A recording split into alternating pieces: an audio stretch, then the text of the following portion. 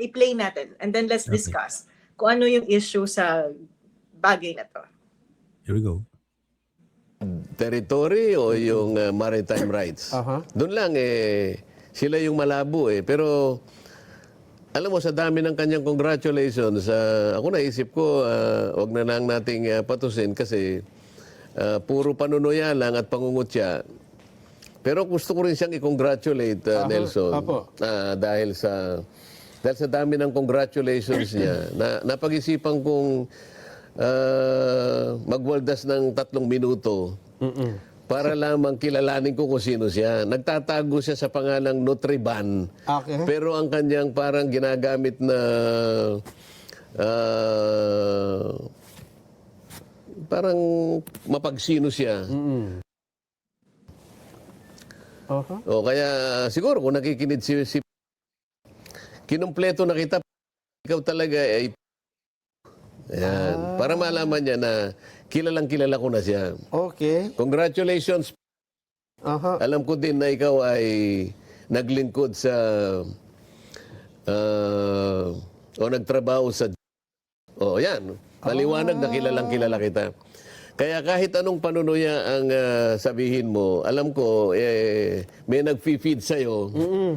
Hindi naman ang layunin mo ay para paliwanagan ng ating mga kababayan, kundi palabuin lahat.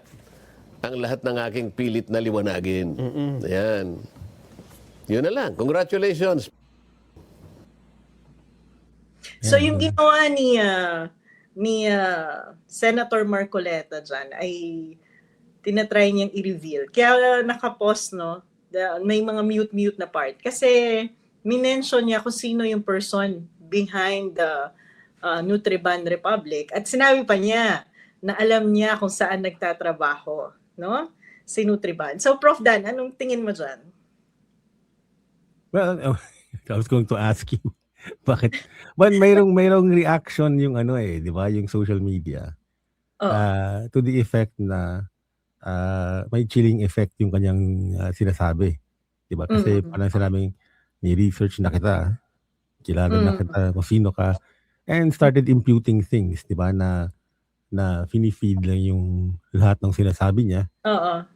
So merong nagsasabi na it's may chilling effect yan, legal term yan Kaya ayun na yung ating bisita.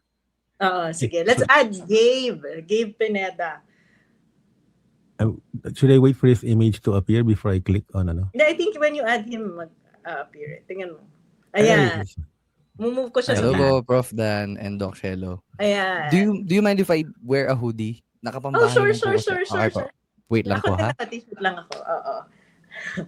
So yan, sinama din natin si Gabe kasi isa siya sa mga vloggers natin who are someone who is experiencing yung mga ganitong trolling at pananakot online. And itong na-experience si Nutriban ay, alam niyo, marami rin yung gumagamit ng pseudonym. Diba, ano naman yan common na yan kahit nung revolusyon. Diba, kahit si Rizal merong pen name. Anong pen name ni Rizal? Sa La Liga Filipina. Ano? Sa La Liga Filipina. History, La Liga Filipina. Ang alam kong may pseudonym sa La Solidaridad. Di ba, Gabe? Nakamute ka ata, Gabe. Kinakwento namin na online vloggers ay continuously nagkakaroon ng attack online. And then, pinalabas namin yung video ni Marcoleta attacking Nutriban. At sinasabi ko, hindi na bago. Historically, yung mga propagandist natin, yung mga lumalaban, actually, yung mga Spaniards, di ba yung mga Spaniards would go after them, haharasin sila, tatakutin sila. Diba? So it's the same reason kung bakit merong pen name si Nutriban. Pero ito, for me kasi, malaking bagay itong ginagawa ni Marcoleta. And it's a shame na isang senador yung gumagawa nito in this era. Diba? What he's doing is actually flexing. Nakilala kita. Alam ko kung saan ka nagtatrabaho. That's a form of pananakot. Diba? Para sa akin nga po, Doc, I think kahit nakakatakot po yung mga nakukuha kong threats and all, I think, in my opinion, mas nakakatakot po yung kay Nutriban to get his initials publicly announced Tapos, alam mo yun, Doc, yung parang yung idea lang na this senator knows who I am, who employs me, kung nasan ako nagtatrabaho. It's just a scary thought for me. And then, to have that revealed sa public. Hindi po si Gabe sinutriban. Hindi po ako Sige, sinutriban. talaga Hindi po ako.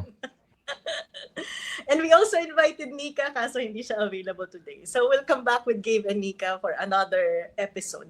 But both Gabe and Nika are also directly being attacked. Diba? Kaya importante itong pag-pushback na to. And it's really very disappointing na nanggagaling to sa isang senador na I think ang implication is lalong mag-empower dun sa mga dalawang klase yan. Nagtatago ka kasi nga you want to avoid itong mga political threat na pwedeng gawin sa'yo. Pero may mga ibang nagtatago just to be assholes. Diba? Ano ba, Gabe, yung mga experience mo? Kasi sabi mo, worse itong sa Nutriban. No? But as a vlogger?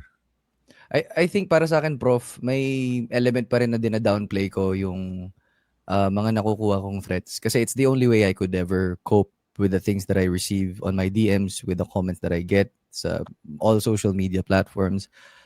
I think there hasn't been, I think, a single day for the past 2 years where I don't get these threats. Siguro they range from like physical harm to serious grave injuries and even close to, threatening my life and the life of the people I love. Pero nag-sink in siya lalo sa akin and the imminence nung threats na nakukuha ko. Nun nga pong nakakuha ng ganitong klaseng pangdodok si Nutriban.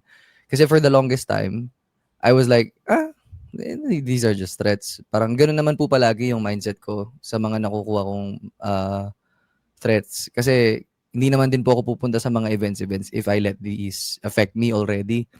Pero it got me really thinking hard nung nakita ko tong series of posts na nilabas ni Nutri. I was like, this person is a private citizen and is anonymous. Hindi lumalabas yung mukha niya online. I am a public figure.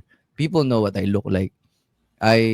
People know what province I'm from. So, nung pong nag-marinate sa akin yung thought na ganun nga kalaki. Plus, add the fact that I have a family of my own now. I think yun po yung talagang capstone dun sa reason ko ba't ko pinost yung video ko nung minsan.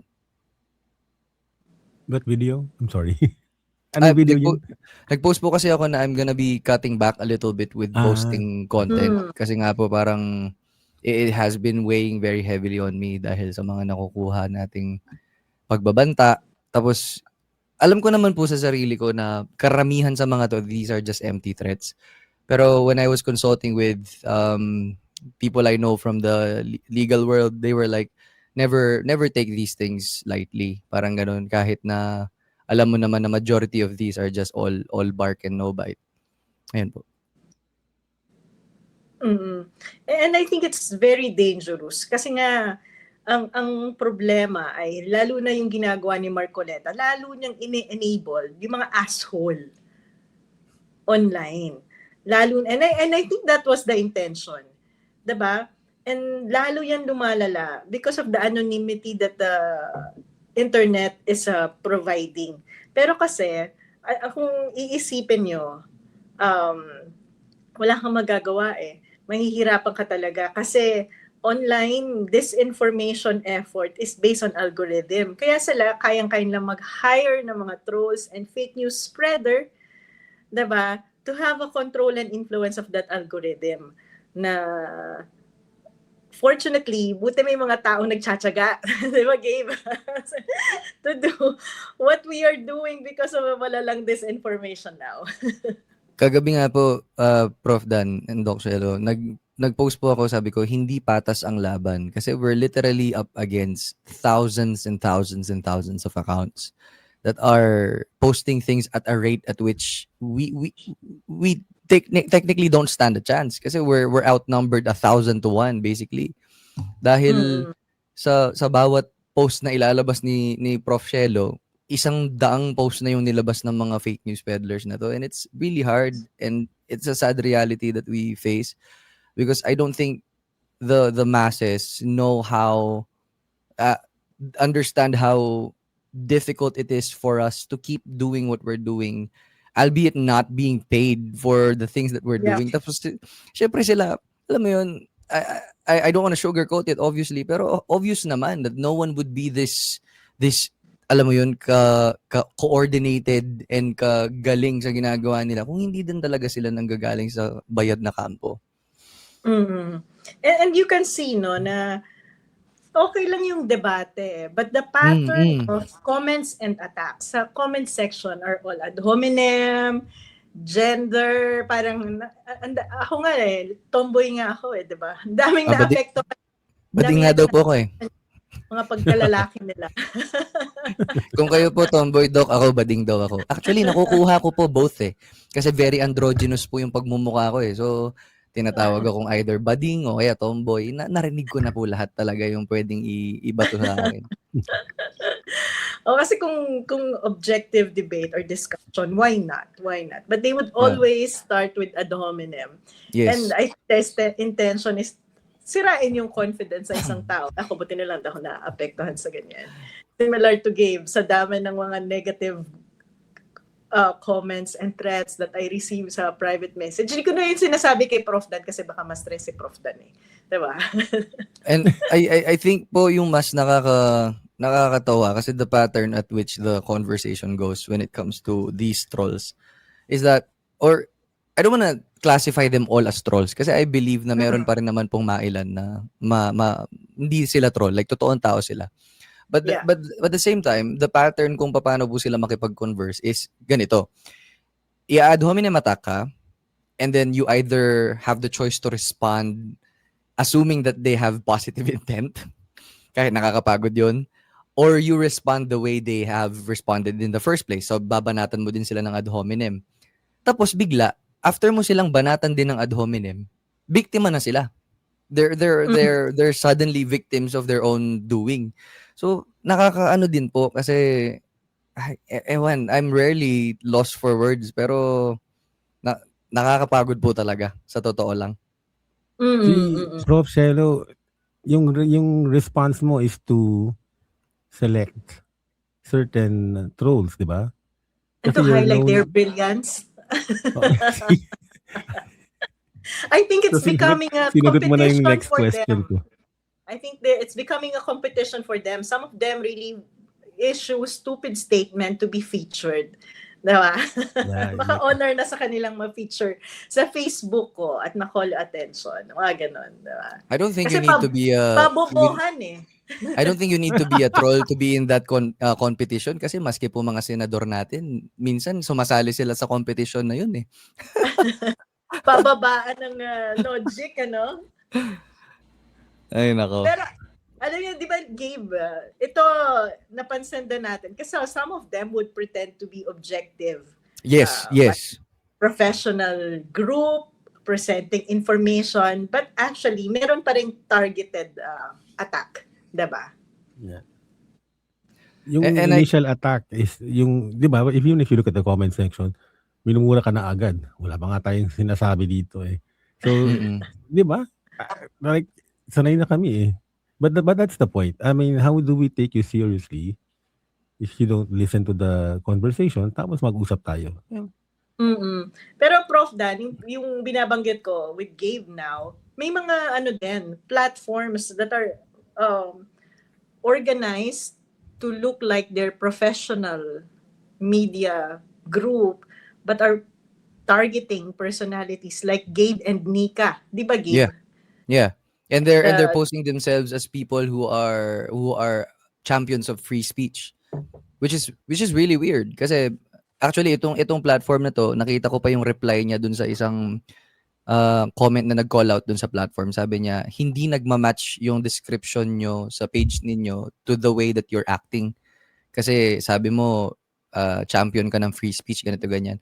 Tapos nagre-reply siya, which says a lot about the entire platform. Sabi niya, you're free to say anything you want, and then we're free to call it stupid. That's literally free speech. And I'm like, masyado naman atang watered down meaning yun ng free speech, kasi you're already literally killing the conversation way before it starts.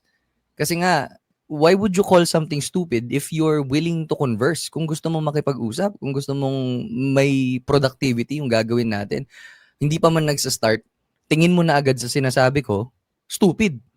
You haven't even heard the entire gist or the entire thing yet, di ba? Ayun po yung sa akin. Oo. And so this is not just a ranting session or, identifying truths, etc. Kasi for me, meron tong aspect ng regulation and nakalitaw na naman dun sa priority LEDAC yung parang regulation ng social media. Tama ba? Nandun sa isa sa mga listahan. Natatawa nga ako dito kay Delphine. Kanina pa nagtatumbling para magpapansin. Nakikinig. Pero ayaw naman niya umalis, diba? So, alam yung mga estudyanteng ganun, dapat, bigyan natin ng ribbon. Blue ribbon. Hindi ko po nakikita yung chat niya. Feeling ko po naka-block na sa akin yan. Talaga. Opo. Tayo niya, Pero, lagi siyang regular. Alam mo, and I think, itong regulation na to I know siguro may ganong intention nga. Kasi ang laki ng epekto negatively sa free speech and communication, but it's also very dangerous in terms of censorship, freedom of expression and censorship, di ba? Yeah. Pero ang difference ng real world and the cyberspace is that dito may control kasi ang private sector and if it's just the government and the private sector speaking and yung real yung information as perceived by the public is shaped by algorithm, kung sino may pinakamaingay, sino yung pinakamarami, then easily the government and the private sector can shape how we perceive reality. Diba? Exactly. And I think even without these regulations, parang ganun na rin po kasi yung nangyayari, Doc, na kahit wala pa po itong regulations na to, these private sectors and obviously the government have vested interest in the way that we perceive information and current events. I think the best example of this is how fast polls get posted and shared, especially during the last election last year. Kapag may lalabas na poll sa social media, it's always so astonishing to me na 1 hour, 2 hours, thousands na agad yung nakakita. Like millions na agad yung nakakita. And the way that it shapes public opinion is so scary in a sense na what can we do as individuals, tayo? There's only so much we can do. Parang bilang mga content creators po. Kaya yung kung mag-uusap about regulation, alam nyo, ako advocate din naman talaga ako ng multi-stakeholder oversight. This should not just be a conversation between government and private companies. Kasi nakita na natin yan ng panahon ni Duterte, ano yung naging prime narrative online, 'di ba? So Yes. kung at yung relationship na yun ng private sector and government, hindi yan balanse palagi. There's always a rent-seeking opportunity. Ano yung rent-seeking? Yung isang grupo nagtatry mag-influence sa isang grupo para makakuha ng pabor at influensya, 'di ba? So if you're a private company operating sa Pilipinas at gusto mong patuloy na kumita, kailangan maganda yung pagpabor ng gobyerno sa iyo, 'di ba? At kung silang dalawa lang nag-uusap, social media platform and the government, what will you expect in terms of the narrative na makikita mo online, 'di ba? Totoo po 'yan. Kasi it doesn't make sense that a $1 billion worth of company cannot properly regulate yung mga troll farms. Hindi po nag-make sense para sa akin yun na billion dolyares yung worth ng halaga ng kumpanya ninyo, tapos hindi pa rin na at least man lang nababawasan yung troll farm machinery sa iba't ibang platforms. Katulad itong sinasabi ni Delphine na paulit-ulit, no? Na bakit daw tayo maingay sa million confidential fund ni VP Sara pero tahimik sa trillion corruption ng Marcos admin. Baka nakakalimutan ni Delphine na tayo din yung mga unang nagsalita tungkol sa corruption sa budget. Hello, Delphine, saan ba to ka ba nakatira? Diba? Saan ba to ka ba nagtatago? Diba? Yeah, grabe. Sino ba yung mga unang nag-file ng cases tungkol dyan? Kami rin. Ang tinatanong ko lang sa'yo, kung talagang feeling mo yan ang question of accountability, why don't you ask the same people in your camp, yung mga idol mo, ano Exactly. bang ginawa nila? Diba? Sila ba may Yes. kinasuhan na? Gamitin mo yung utak mo, Delphine, minsan na baka bawiin ni Lord. Kasi, ito nga, concrete question, Delphine. Concrete question. If you can join the floor here, I will make you join. But, like for example, Sara Duterte claimed, tagalugin natin, si VP Sara, sabi niya, ginamit niya yung confidential fund niya para imbestigahan ang involvement ni Zaldico sa korupsyon ng laptop sa DepEd. Diba? So kung yan ang sinabi niya, nasan na yung report na to? Nasan na yung report na to, Delphine? We Kung never ako heard yung anything about teacher, it. Exactly. Kung ako yung teacher, 5 na. 5 na ang marka ni VP Sara dahil yung report tungkol sa korupsyon sa DepEd na sinasabi niyang inimbestigahan niya nung panahon na DepEd secretary siya, wala pa tayong nakikita. Kahit isang letra. Anong klaseng nasa ng public accountability dyan, diba? At kaya nga Totoo natin po yan. continuously tinatanong, inimbestigahan niya, ba't wala siyang kinakasuhan? Ang burden ba ng pagkakaso at paglaban sa korupsyon ay nasa amin lang? Delphine? Nawala na si Delphine. Delphine, lumabas ka. Andyan lang yan. Ayan, binigyan mo na ng 5 minutes of fame, Doc. Oo Yung nga gusto, eh. yung gusto niya. Yeah. Okay lang yan. Maniningil Kung na yun yan. ay kakasaya. Natakot na ata. Nagtago Hindi. na. Delphine, bumalik ka. Recitation to. Hindi mo ba alam? Mr. Delphine. Isa please din po stand yun sa up. mga hindi ko din maintindihan na naging framing nila, lalong-lalo na po sa Threads, Doc. I don't know if you spend time on Threads, but I haven't been spending. Threads is one of my leading growing platforms pero hindi ko na po siya pinupuntahan. Alam niyo po ba bakit? Kasi puro trolls na lang po talaga yung nasa comment section ko. I mean, ang dami pong magla-like, ang daming nakaka-view, pero pag binuksan niyo po yung comment section, not a single person ang may, puro na lang threads. But as I was saying, isa sa mga pinaka nakakatawa and nakaka-bother na framing na ginagawa nila is yung bakit kayo galit na galit sa milyon pero dun sa bilyon wala kayong sinasabi at nananahimik. Sino na nananahimik? Hindi na wala naman nananahimik. Pareho naman po nating kino-call out yung mga ganitong bagay. Saan nang galing yung notion na nananahimik kayo? Yan yung mga kasamahan mo, sina Shelo, hindi sila nagsasalita sa sila nga yung unang nangaso eh. Sila nga yung unang nag-file ng mga complaints eh. Saan yung galing yung anyway? Oh. I don't wanna turn this into ranting session. And that's the narrative na pinapakalat nila. And that's what they do. That's what they do, diba? Narrative setting po talaga. Yes, oo. Pero alam nyo, nakakatawa kasi sabi nyo, patol ako eh. Pero kasi pinag-aralan ko na rin to. I looked at the pattern since I joined social media. Yeah. Ang pakiramdam ko kasi dati, nung laging sinasabi, take the high road, wag patulan, ano.